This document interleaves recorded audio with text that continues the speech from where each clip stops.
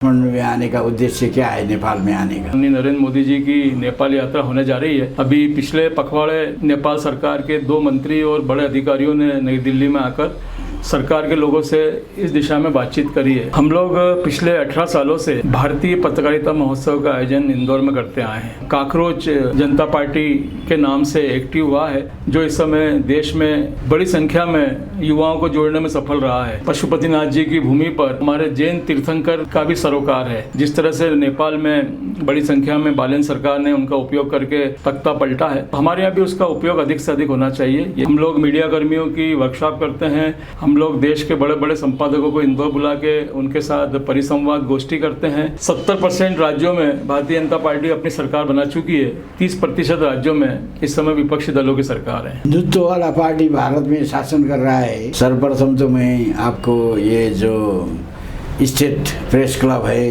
दुनिया का सबसे सुंदर और साफ सुथरा शहर इंदौर से आप आए हैं और आप लोगों का प्रोग्राम है वहाँ पर एक क्या बोलते हैं उसको, जैन जी के बारे में कोई अंतर्राष्ट्रीय गोष्ठी कर रहे हैं आप जी। और इसलिए आप आए हैं लगता है।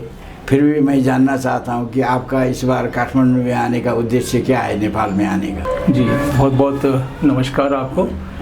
मेरा नाम प्रवीण खारीवाल है। मैं भारत के हृदय स्थल मध्य प्रदेश के इंदौर शहर से आया हूं। हम लोग मध्य प्रदेश में स्टेट प्रेस क्लब को संचालित करते हैं। ये मध्य प्रदेश में जितने भी डिस्ट्रिक्ट में प्रेस क्लब है उनकी एक वरिष्ठ बॉडी है और सबको साथ में लेकर हम लोग काम करते हैं। हम लोग पिछले 18 सालों से भारतीय पत्रकारिता महोत्सव का आयोजन इंदौर में करते आए हैं। इस महोत्सव की खासियत यह है कि विविधता वाले भारत देश के लगभग 24-25 राज्यों के अलग अलग भाषाओं के संपादक, अखबारों के संपादक, इलेक्ट्रॉनिक मीडिया के संपादक इस महोत्सव में आते हैं और 3 दिन का ये महोत्सव समसामयिक मुद्दों पर केंद्रित रहता है। पिछले वर्ष का महोत्सव हमारा AI आर्टिफिशियल इंटेलिजेंस पर केंद्रित था और इस साल महोत्सव की थीम हमने रखी है जेन जी।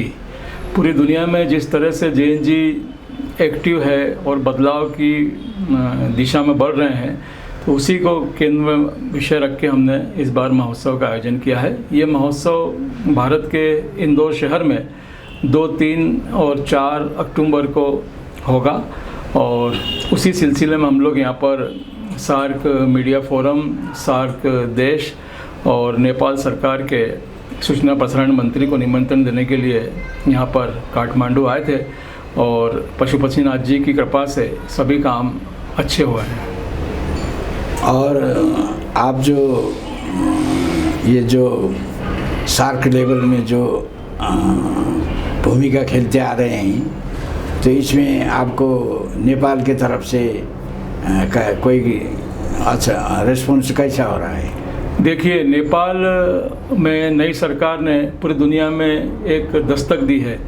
पिछले 1-1.5 सालों में यहाँ पर जिस तरह से जैन जी ने सत्ता पलट किया है और एक नई सरकार आई है, तो पूरी दुनिया इस समय एक उम्मीद से देख रही है कि जहाँ जहाँ पर सरकारों के खिलाफ काम हो रहे हैं या सरकारें गलत काम कर रही है, तो युवा लोग आगे बढ़कर उसमें हिस्सा ले रहे हैं। मैं भारत की बात करूंगा, वहाँ पर पिछले 1.5-2 महीने से जैन जी का एक समूह काकरोच जनता पार्टी के नाम से एक्टिव हुआ है, जो इस समय देश में बड़ी संख्या में युवाओं को जोड़ने में सफल रहा है।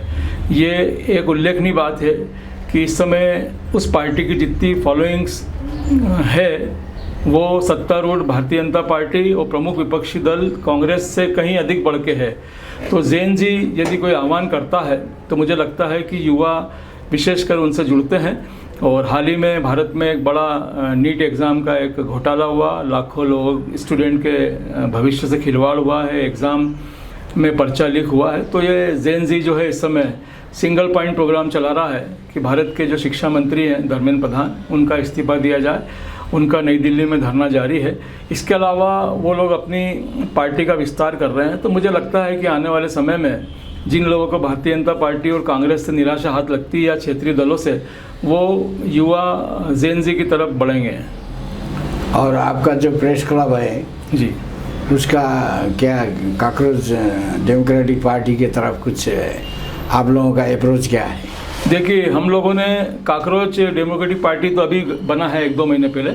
हमारा जो ये थीम है महोत्सव का, जेन जी पर केंद्रित भारतीय पत्रकारिता महोत्सव, ये 6 महीने पहले ही हम लोगों ने तय कर लिया था। और ये हमने तय किया था कि इस बार नेपाल से बड़ी संख्या में हम लोग जर्नलिस्ट को, लेखक को और इधर के पॉलिटिकल लीडर को इंदौर बुलाएंगे और समझेंगे कि आखिर जेन जी कैसे पैदा हुआ, कैसे आगे बढ़ा और इस समय सरकार में आने के बाद उनकी क्या पॉलिसियां हैं। ठीक है, तो आप अपना मिशन पूरा करके कब जा रहे हैं काठमांडू से?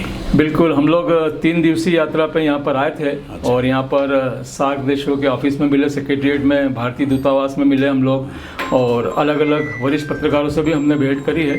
और हम लोग आज रविवार को काठमांडू से विदा ले रहे हैं और इस उम्मीद के साथ कि आने वाले जो महोत्सव है उसमें अक्टूबर माह में नेपाल से बड़ी संख्या में हमारे पत्रकार साथी भारत आएंगे, इंदौर आएंगे। हम उनका बेसब्री से स्वागत करने के लिए इंतजार करेंगे।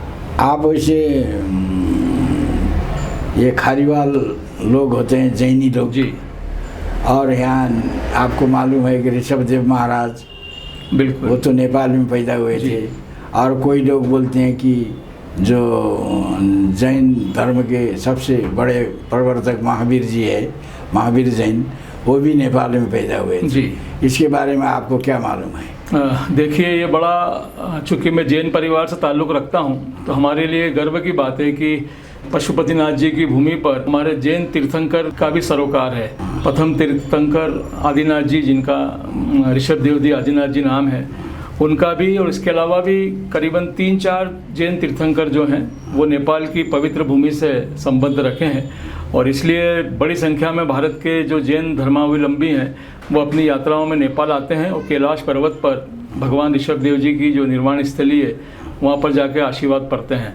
मुझे कल यहाँ पर ये भी जानकर खुशी हुई कि काठमांडू में एक जैन मंदिर है, जिसमें श्वेतांबर जैन मंदिर है, जिसमें दिगंबर जैन मंदिर है और जिसमें स्थानक वासियों के लिए एक स्थानक बना हुआ है।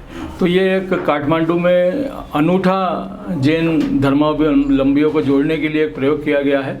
और मैं चाहता हूँ कि भारत के जो जैनी अलग अलग फिरके में बटे हुए हैं, अलग अलग धड़ों में बटे हुए हैं, वो काठमांडू की जैन समिति से, महावीर समिति से प्रेरणा ले और एकजुट होकर समाज को आगे ले जाने की दिशा में काम करें।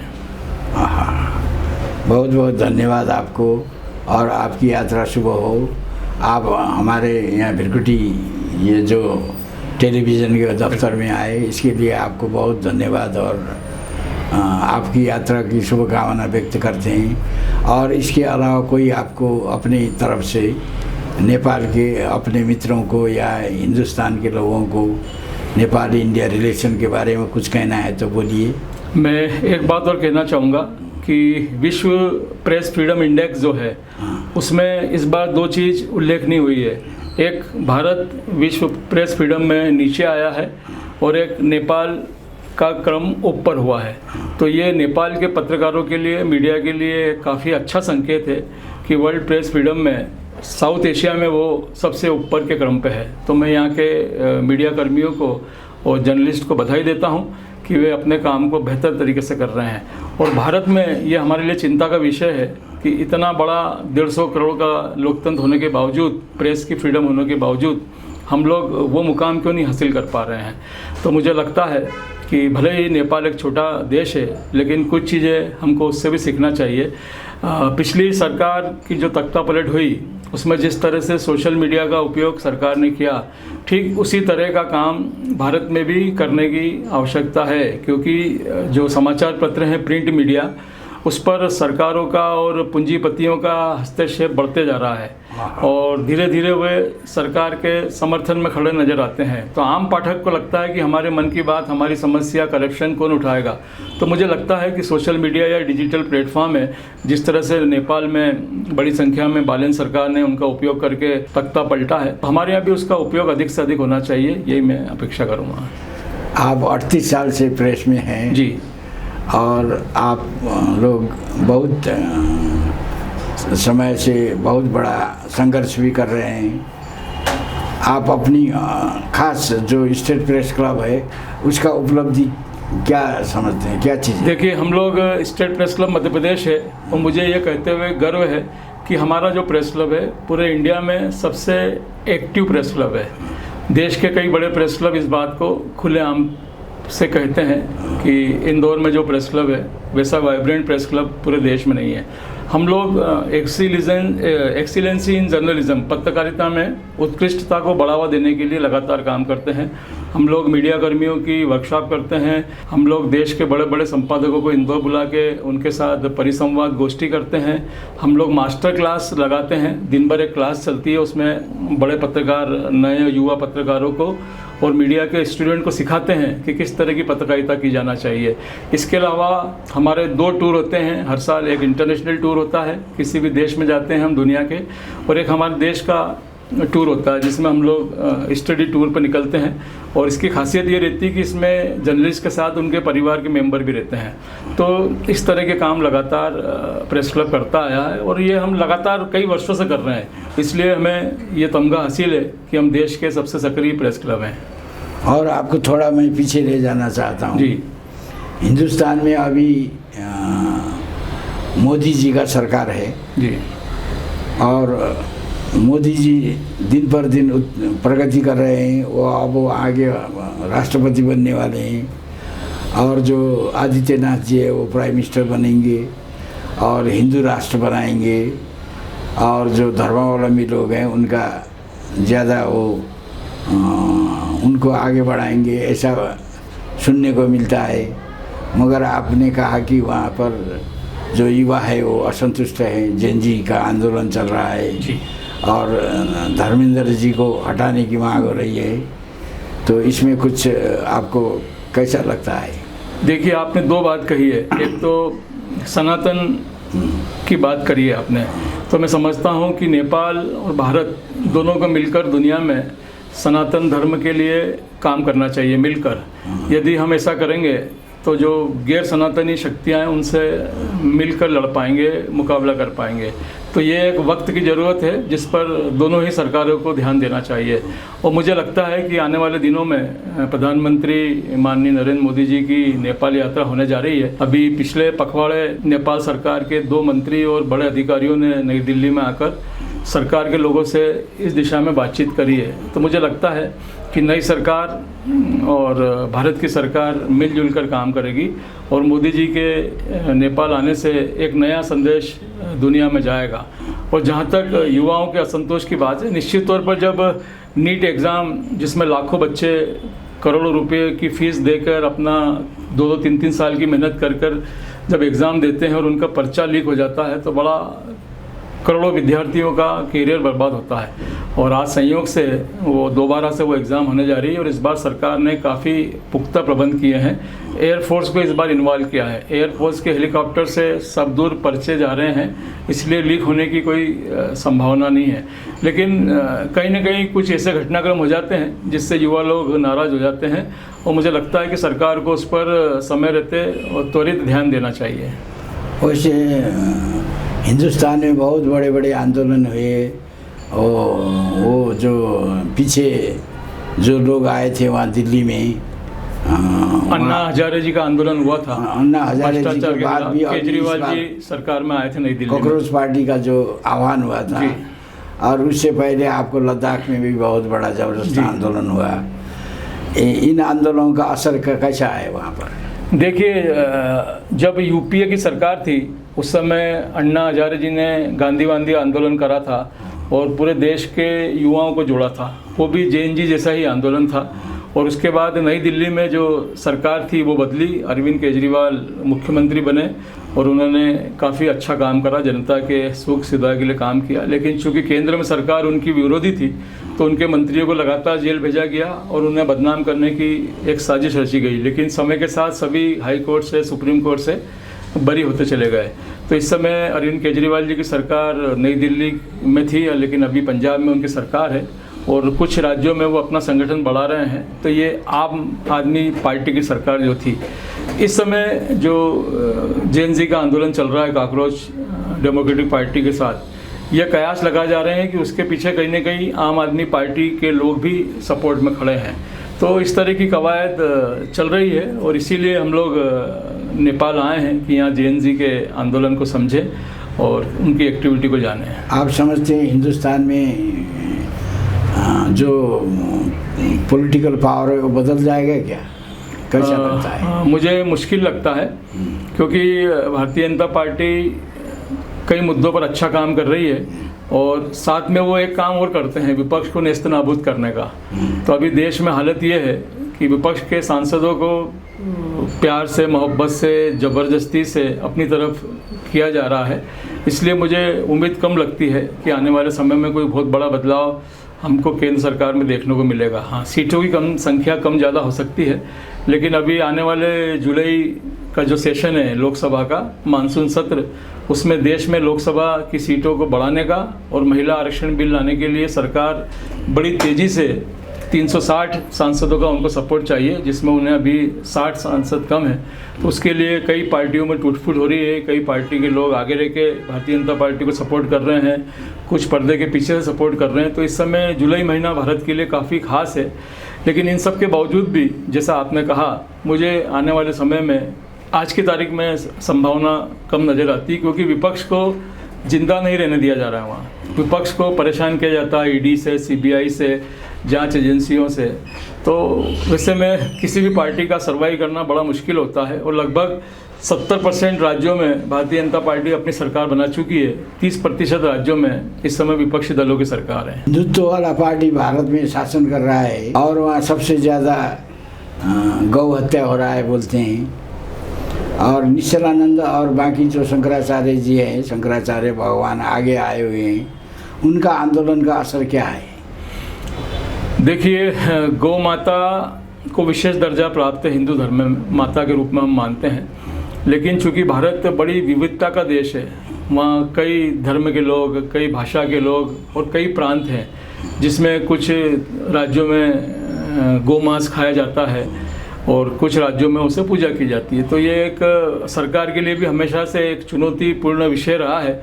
लेकिन जो गायें एक समय के बाद बच्चा देना बंद कर देती है या दूध देना बंद कर देती है, तो ऐसी गाय को गाय के जो पालक है वो भी बेच देते हैं।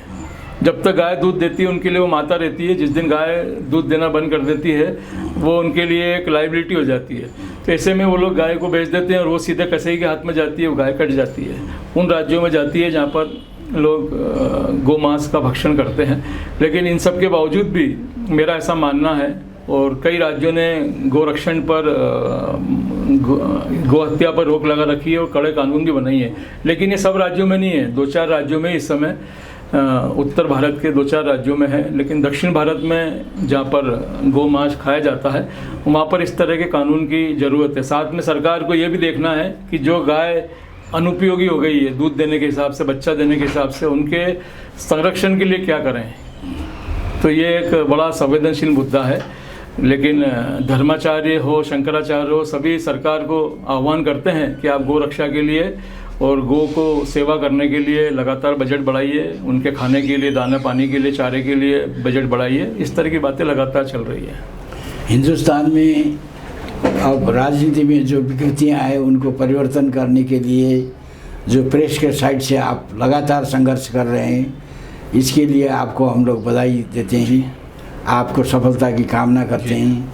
आप हमारे भ्रकुटी टेलीविज़न में आए और आपने अपने विचार रखे और साहसपूर्ण विचारों को आपने प्रस्तुत किया। इसके लिए हम लोग आपको धन्यवाद देना चाहते हैं और आपकी मंगलमय यात्रा की कामना करते हैं। आप फिर भी नेपाल आइएगा और नेपाल के बारे में भी जो है, यहाँ के जो विकृतियाँ हैं उनको भंडाफोड़ करने में अपनी जो आपका कलम है बेजोड़, उसको आगे करिएगा। इसके लिए शुभकामना देते हैं। बहुत बहुत धन्यवाद। जय गोरख।